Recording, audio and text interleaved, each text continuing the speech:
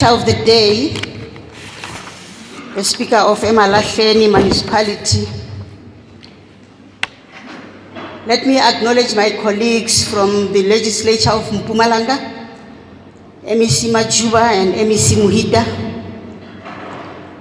Acknowledge the Mayor of Mpumalanga, Executive Mayor Magadzi, and all the councillors who are here.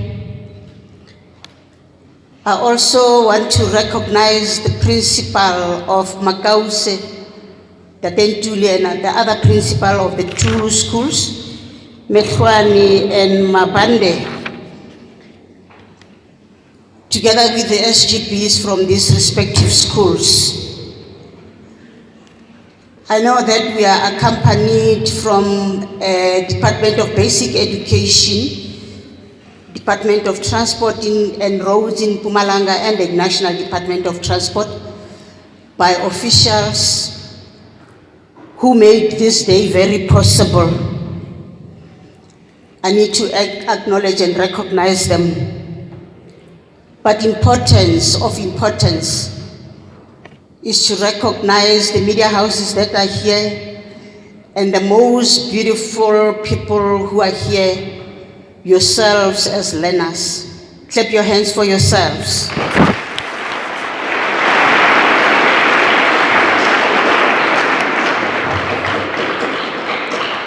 It was not going to be possible for us to arrange this today if you were not here. And therefore, that's why I say I need to acknowledge that you are very important. But I must start off by saying that Mayor Magadzi indicated that, and the speaker said, "Hi, ngizawuthola any other job. Omunye nomunye msebenzi right." That cannot be you who will say that. But Mayor Magadzi also indicated that when we grew up, there were only two professions that you can be able to engage in. You're either a teacher or a nurse. And probably maybe a police if you are a man. The women police were a career for women was introduced in 1986, just Izolonje. But the rest we all knew that you pass your senior certificate, you are either a teacher or a nurse, which some of us ended up becoming a nurse for a stint of 2 years, and I was fortunate. Then I became a medical technologist. So your sky is not even the limit, but it's just how high you can be able to jump and grab the opportunities. Before I go into my talk, I need to talk about probably 3 critical people or 5 people who I'm sure many of you would know. I need to start off by talking about Umama Winnie Mandela, who, when it was not popular, she became a social worker during those times.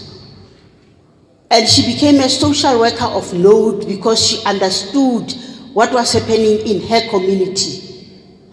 And she took her profession very, very serious. Despite the challenges that she was having of being banished, of being house arrested, she continued even under house arrest to make sure that her career, her profession as a social worker get felt by the neighbors around that particular area. The second woman that I want to talk about, I said I'm choosing 5 people, and that will be it. Umama Albertina Sisulu was a nurse by profession. And I'll tell you that the nurse of the olden days, when you were a midwife, you would carry your suitcase of the necessities, go from house to house, checking the newly born children that came out of the clinic as to are they okay, but at the same time educating people in the household of hygiene, of healthy eating, healthy living, and you move from the other house, you go to the next house. And that is just exactly what she was doing. But she also experienced the harassment of the apartheid state, where she will stay home and be able, people will come home and some will just drop a note as to what are the things that we can do? The child has got temperature, high fever, what do we do? And she never stopped engaging with the community in that regard. And I am saying this because I want all of us to emulate these courageous women who saw it fit within that confines of making sure that their communities are okay. The other person that I want to talk about is Oliver Reginald Tambo, who was amongst the people, the first people to do BSc when it was not popular. They expelled him from the university because of his political understanding and other things, but in the end, he ended up being a lawyer of note, who understood what are the things that can be able to be done for you to protect your communities and your people against the vicious brutality of the apartheid regime. And he linked up with Nelson Mandela, who actually was a lawyer. Went to prison, Mandela, he went to prison, and he continued studying. And I want to say to you that nothing can stop you from studying. Nothing can derail you. It doesn't matter whether it's come high moon or high seas.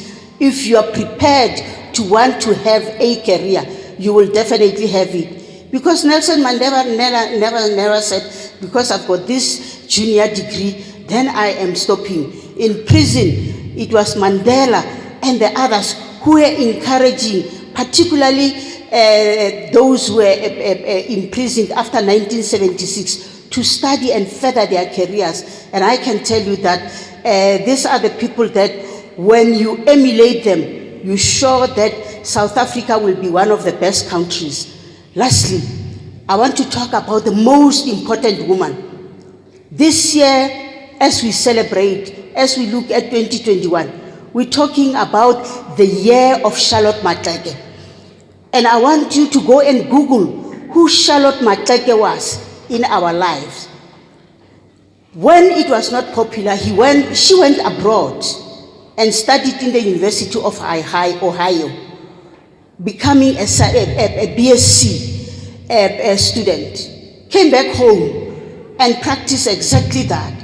But what became very important in the life of Charlotte Maxeke was that she realized that women in South Africa are looked down upon. And it was during those times when they were saying the seat of a woman is in the kitchen, not in the battlefront, or not be visible. And some of us has experienced that. And some are still experiencing it, because if you go to a traditional setup, yasesilaleni yasemakhaya, inkosi umfazi akakhulumi phambi kwenkosi, uhlala phaya, and then you get given instructions. And these are the things that Charlotte Maxeke fought against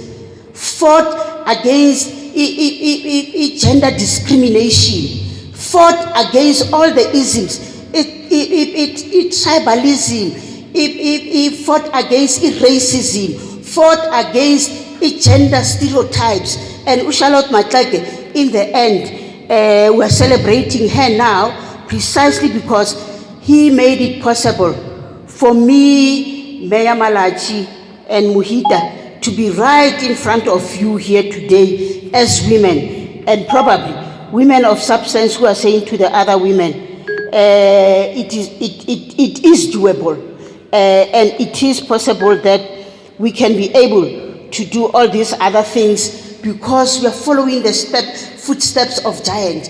And I can talk about many. Rahima Musa, I can talk about the Kachalias, all these women who have been before us. But why are we here today? What is the importance of this Career Expo? I want to indicate to you that Section 29 of the Constitution of the Republic of South Africa says everyone has got the right to basic education, including adult-based education, to further your education, and through reasonable measures must make sure that you progressively access available education. And this is just exactly what the ruling party, the African National Congress, has done. Because for you to have the right to basic education, simple things as having access to books, having access to food, be able to eat, and so that you can be able to concentrate in school. These are some of the other things that we're doing. And having buildings, infrastructure, where you can be able to be educated. And what is left is what? For the teachers to teach, and for the learners to learn, and for us as parents to make sure that we contribute towards your learning. These are the critical tenets, because we don't expect abantwana basukumeza ama-teacher. We don't expect omama nobaba forgetting that their children must be able to be assisted with their homeworks, to be assisted with whatever education is, whatever need or little thing that education will contribute towards their education. I also need to indicate that besides the Constitution of the Republic of South Africa, the National Development Plan 2030 demands of us that we must make sure that we grow the skills program. We make sure that our children get educated. We make sure that we have a sea of educated people so that we can be able to, at the end, grow the economy and make sure that we reduce poverty. Because so many people with the pandemic has lost their jobs. There are so many families that are struggling to be able to make ends meet. But as it has been indicated, when you educate a child, you educate a nation. And these are the words of Oliver Tambo, who said, a nation that cares for its youth will be a nation that will be able to grow its economy. But most important, that economy should be able to contribute to who we are at all throughout. And I want to say to you, let us emulate these people that I have spoken about and know that education is a powerful tool. Mandela, I would not quote him verbatim, said education is a powerful tool that can change the world. A miner's child can become a mining engineer, and a farmer's child can become a farmer or an engineer in farming. And these are the things that you must also take into consideration, that education can be able to change the world. And for us to change the world, it starts with us in a family. It goes into the community. It goes into a bigger, the whole municipality, the whole province, and the whole of the Republic of South Africa. For us to can be able to deal with some of the issues that I have already spoken to, is looking at what is the world saying. The Sustainable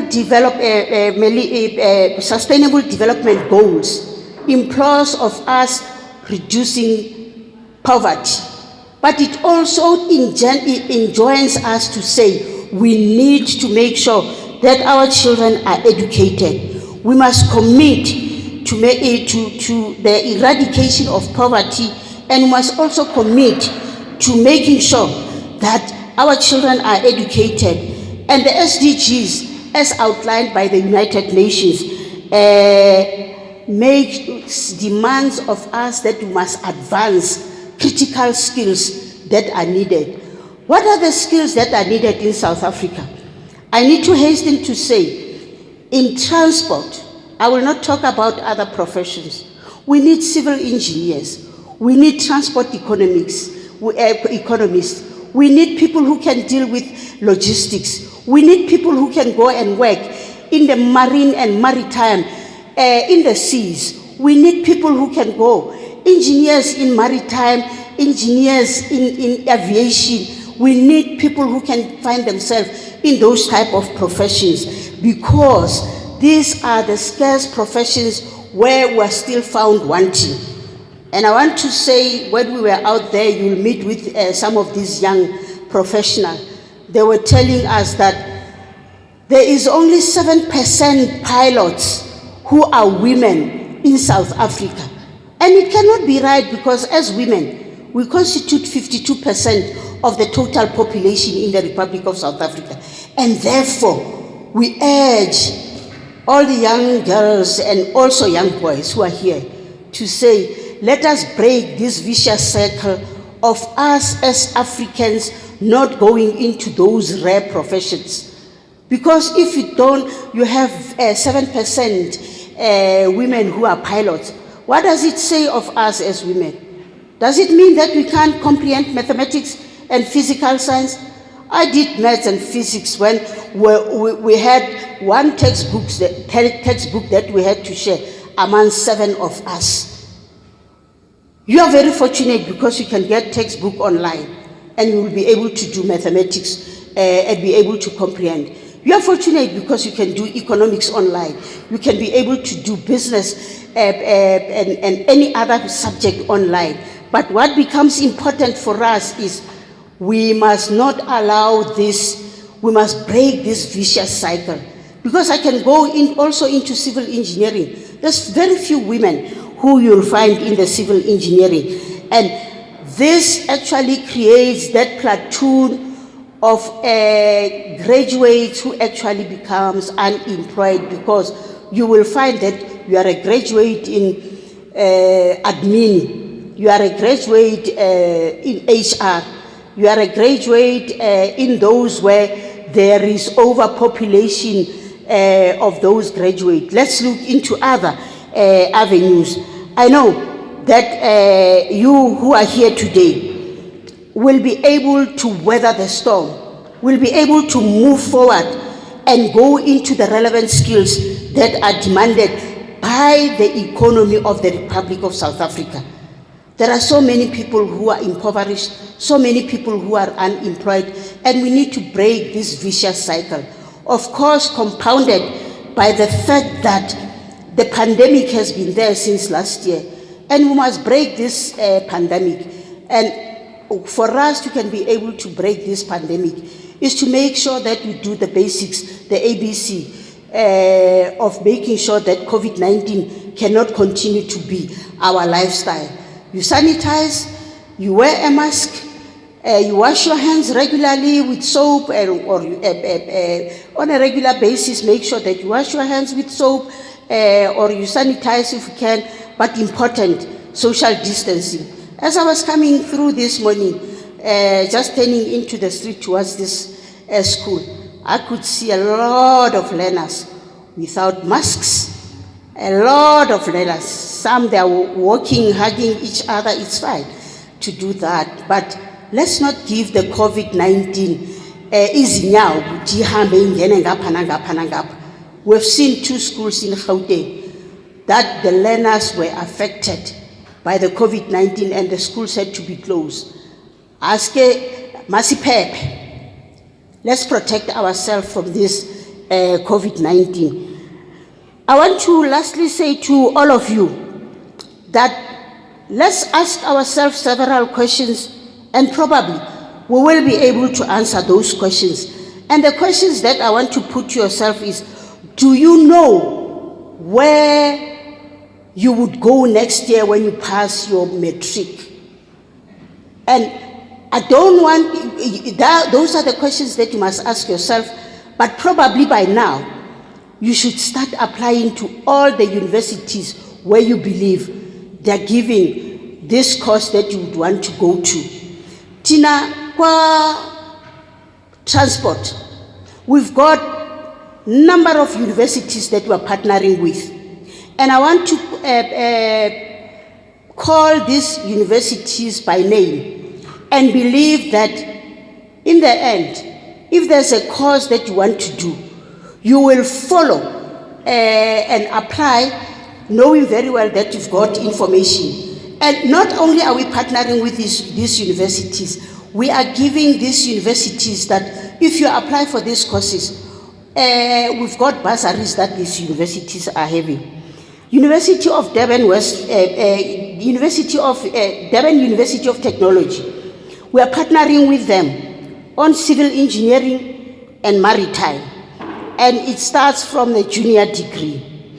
University of Fort Hare, we've got postgraduate degrees in transport economics and transport logistics. Shokuti, once you pass your degree, you can be able to go into University of Fort Hare and be able to apply for transport logistics and transport economics as a senior degree. University of Zululand, undergraduate studies in logistics and maritime.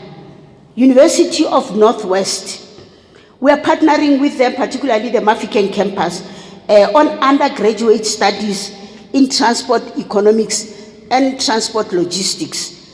And I hope that many of you will be able to engage into this, because these are the courses where we are found wanting.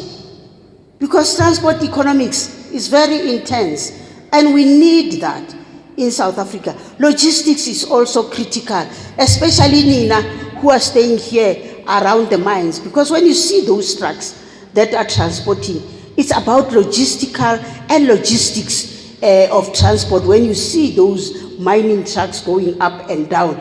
But I urge all of you to say, let's look into this.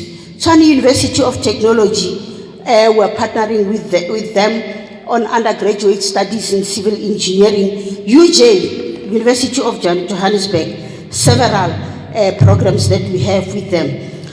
Road transport management, civil engineering, transport logistics, transport management studies at the level of undergraduate. So you should start applying, knowing very well that at Sikona Lab. University of Stellenbosch, undergraduate studies on mechanical, on civil engineering, mechanical engineering, and logistic management. University of Cape Town, it's a postgraduate studies in transport planning and maritime law. You know, see, South Africa has got the longest coastal line with several ports, and the biggest, I would say, is the Port of Natal, of Durban, where President was last month. And we need lawyers who can be able to comprehend and know maritime issues, because bakhona those pilots who comes and steal our maritime resources. They steal our fauna and flora at sea, but they harvest our fishes and run away. So these are the things that we need, and we want to talk to you about, to say, yes, go into a law profession, but go into maritime law, because there's few of them that you can come across. University of Nelson Mandela, we've got undergraduate studies in civil engineering, and Cape Peninsula University, also civil engineering, and University of KwaZulu-Natal, undergraduate studies in civil engineering, in maritime studies, and in transport logistics, and University of Wits. Very, very important. I know many of you will not be understanding or not having an inclination as to, when we talk about aeronautics, what are we speaking about? We're speaking about Ababanoi, because you don't just become, you are a pilot, but there are those who are controlling the pilots as they land, as they go up, and there are those who are very, very critical to make sure that we don't have accidents in the air. And South Africa is one of those areas where we're still having very good control systems with what civil aviation is all about. And I am urging you to say, look for more. There's information out there which will be able to guide you as to what professions can you be able to talk to. I have already spoken.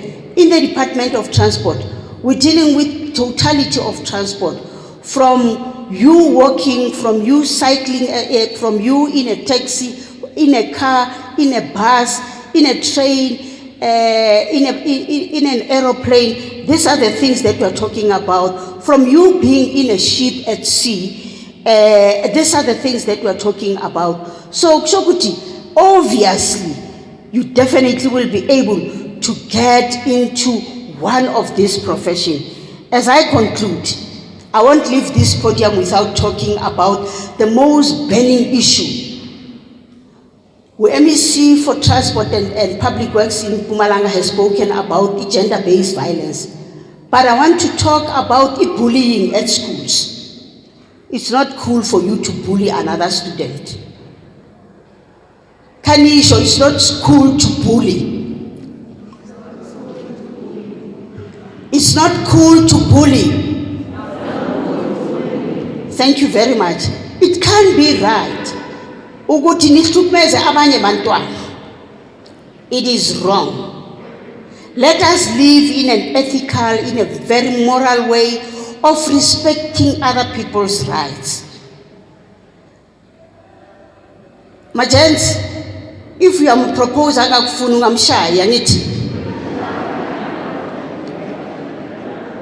please, if a girl say no, a no is a no, it's an N-O, and it will never change to anything else. Because these are the tendencies which actually we see. Our young men don't emulate their fathers. They behave in a manner which actually surprises us, as particularly as women. Guti, what kind of a boy did I grow up? Who beats other children up? Who, when a girl says no, we are shower, we are rage, and all those things. But nani mantombazana, why should you fight for these boys? Why should you fight for these boys? Hi, they are not streetwise, never.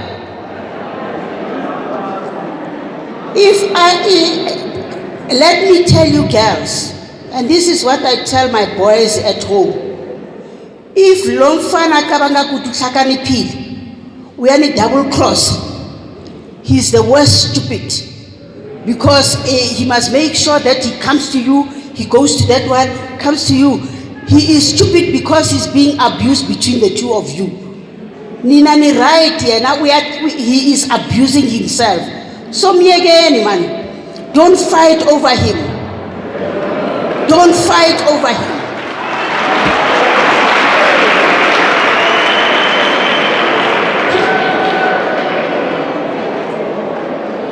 He is a self-abuser. He is abusing himself. Because if we come and now, uspepile, uyimile phaya, and now ufuna kuyabona iThembi, between shuttling between Thembi and Siphephile, niyambona ukuthi he is abusing himself. Uyislima yena kokwakhe. You are clever. Nina, you are very clever. So don't allow yourself to be abused by these young men. But I'm saying, naguthi nina la esikolweni, we see viral videos of our learners beating up teachers. We see viral videos of learners fighting against each other. It's not right. It's not right. When you get used to that type of a tendency of wanting to fight, you fight whatever you are fighting for. When you finish fighting, that thing is still there waiting for you to sort it out. So the best thing for you to do, let's have our negotiations. Let's talk about this thing. If into ungayifuni, khawutsho ukuthi hayi angiyithandi lady, don't do it to me like that, angiyithandi. And then uphume kuyo, other than fighting. And I want to say, yazi ukuthi emakhaya bayahlukumezwa abazali. Let's make sure that those abuses that are there emakhaya ziyaphela. And I want to thank the 3 SGPs and the 3 leadership of the schools that are here, together with the teachers and the learners, for agreeing to come and be part of this expo, because I think as a parent, I need to contribute towards the skills development program of the Republic of South Africa. I want to contribute towards us being a better country, which will be able to rejoice amongst the world. I want to contribute towards the economy of Mpumalanga, because ngifuna ukuthi kumeya, you know, when you arrive here in the morning, the air is so polluted. In the evening, the air is so polluted, and therefore it must be me and you and you and all of us who can be able to deal with the pollution which is here in Mpumalanga. And that is a subject and a topic for another day. But it is important that we should be able to take care of our environment as we are growing the economy. It is important because it is what it is. Our world will never expand. Our land will never expand. But we must use our land economically, and we must use our land taking care of the environment. But important, we must contribute towards the climate change to the positive, because the climate change here is happening on a daily basis, and if we don't take care of the environment, we don't take care of the land, we're going to contribute towards the West in climate change. I indicated I want to thank the leadership and thank you students for coming to this expo, and I hope it will be able to contribute to your better tomorrow. It will be able to contribute to a better South Africa. Chairperson of the program, Speaker of Mpumalanga, thank you very much for giving me this opportunity. Yabonga.